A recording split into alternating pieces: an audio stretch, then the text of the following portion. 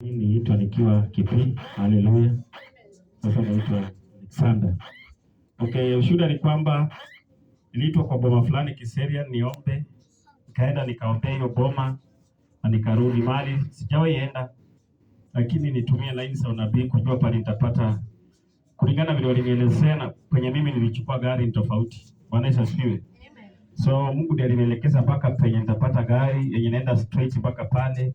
Kaenda wale ambao nilipata kule kenye walitangulia nacho ni ushuhuda.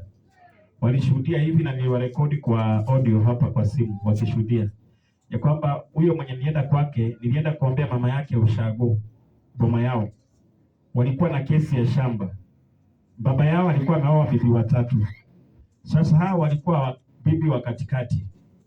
Sasa huyu mwenye ako katikati ya ule na ule ndiye alikuwa ananyang'anywa shamba. Wakati nilienda kule, hata kabla niende wakija hapa, niliwatabiria mko na kesi ya shamba, lakini Mungu atawasaidia. Hata walishangaa nimejuaje na wajai niambia. Haya, nikienda nyumbani nikaomba kinyume na hiyo, nikashika mchanga nikaomba wasinyang'anywe. Kukuja Kiseria, huyo kijana anasema hiyo kesi walishinda, shamba walibaki nayo. Pigia Yesu makofi. Kilifanya nifike kule mama sister ya huyu mwenye nimeenda kwake. Nilikuwa mgonjwa sana ajiwezi, nikamwombea akapona. Ni ugonjwa ambao ilikuwa imuue December, I think last year but one. Akapona na akakuja akashuhudia hapa na akakuja na familia mzima kusema asante na akaanza kuimba. Ndio amefanya akaniconnect na mtoto wake na brother yake, ndio nikaenda kuomba Kiseria. Kutoka tu kule nikafuatwa na simu kwamba sister yao pia nataka niombe kwao kwa sababu ya vile nimeomba pale Kiseria na chenye wamesikia kimetendeka huko. Nataka anniversary wakuja wenyewe wajielezee kenye wametendewa. Siku ya anniversary nimewaalika, watakuja watawaambia.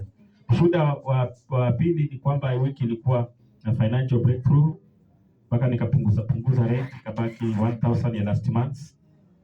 Nilikuwa nimetumia watu message lakini hawaku reply. Sio? Kwamba kila mtu atume imebaki 1000. Sinisema hivyo kwa message.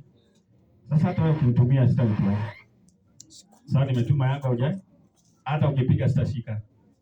Nika settle some debts nilikuwa nazo za chama, za kanisa. Hiyo ndio ushuhuda ya pili. Ushuhuda wa tatu nilikuwa nitaenda na nimerudi, nimeenda na nimerudi bila ajali. Lakini niliona gari zikifanya ajali.